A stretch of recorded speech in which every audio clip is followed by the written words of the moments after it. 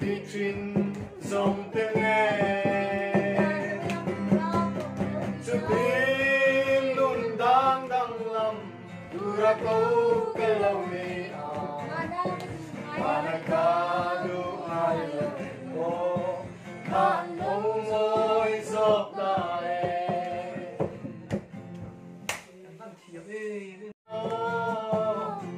Teaching something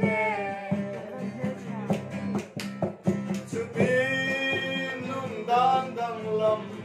tura ko kalawi Managado ayo ko Kanong mo'y soktae